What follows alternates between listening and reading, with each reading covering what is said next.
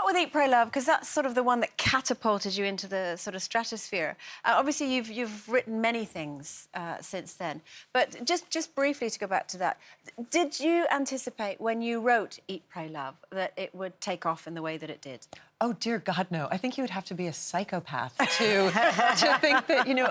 in fact, I thought I was committing career suicide because I left my really good job at a magazine where I wrote about men, and I had been sort of known as a literary author, and then I went and wrote this very emotional, very vulnerable memoir. Yeah. And I thought, I'm sorry, world, that I have to do this, but I have to do this, nobody's going to want it, and then I'll go back to doing stuff people want me to do, and it appeared that I was incorrect. And it's so what, 15 million copies or something? Something like that. Something like that.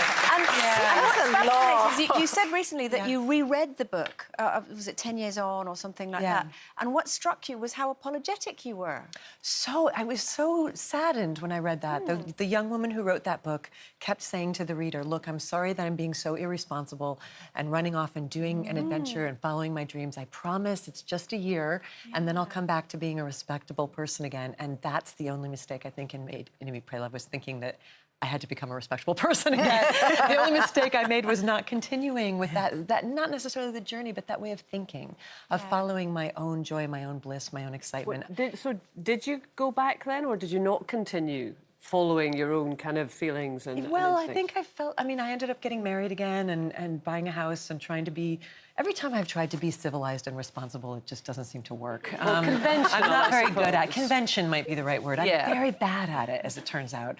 It just always falls apart. So I'm kind of back to being the girl in Eat, Pray, Love again. Your relationship that you developed with Rhea, who was a long-term friend, wasn't she? Who sadly passed away, and you know, must note that. But how did that develop in the way it did?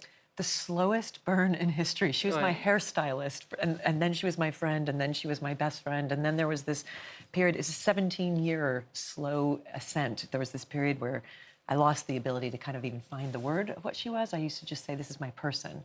She was the most important person in my life. And then she was diagnosed with terminal pancreatic and liver cancer, and upon that diagnosis, death has a way of making things very clear, you know, death and mortality, and there was something in me that just went, oh, there is a word for what she is. I'm in love with her. That's what it is. I just couldn't find it until then. And so I left my marriage and went to take care of her while she was dying. And was that because of your need to be conventional at all, that you couldn't recognise it earlier, do you think? I was trying to be good. I wanted to be good. And I also loved my husband, and she did too. And I loved her, and I didn't want... I just was never going to cross that line. It was just... It worked like many things. It worked until it didn't. Did this make you question your sexuality, or for you was it not about your sexuality per se? It was about the person, as you say, that you felt closest to. Yeah, this moment is probably the first time I've considered questioning my sexuality. Now that you bring it up. Oh yeah. Give me a minute. Let me think about that. No, I'm sorry to land that on you.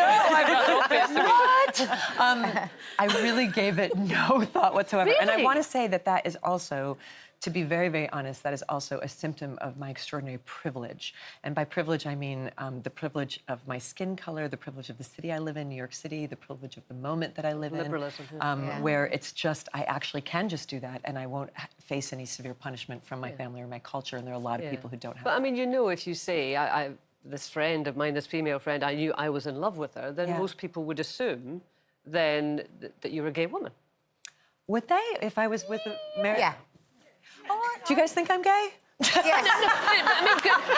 don't know. That shouldn't be a matter of judgment. Actually, you know, I mean, I'd be very happy to be included. I don't care.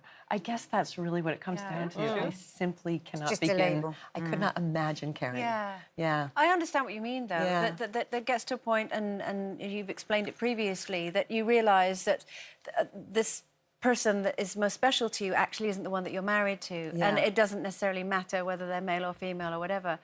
They are the person who's most special to you. Now, we have to talk about your latest book. Oh, I say latest because, of course, you've written many things since Eat, Pray, Love. Now, this is a novel which is rather different, set in the 1940s. And it's about showgirls and actors and playboys. Oh, delicious. And it is delicious. I have to say, I wrote it intentionally because it's a very stressful time in history. Everyone's really anxious, and I felt like I want to offer something to the world where we can just take a break.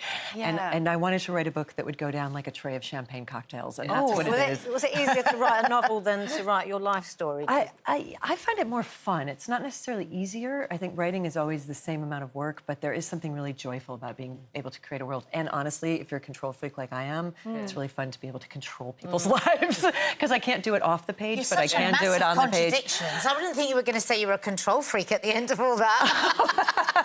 I am, and I mean, we all are in our weird way, the yeah. things that we try to manage. But yeah, it's really fun to create a world and kind of move characters around and have them do things. So it's a fun book. You'll enjoy it. Brilliant. Well, we are, because we were all given copies and we're all loving it. We have so sadly run out of time, but for now, Elizabeth Gilbert, thank you so much. Thank you.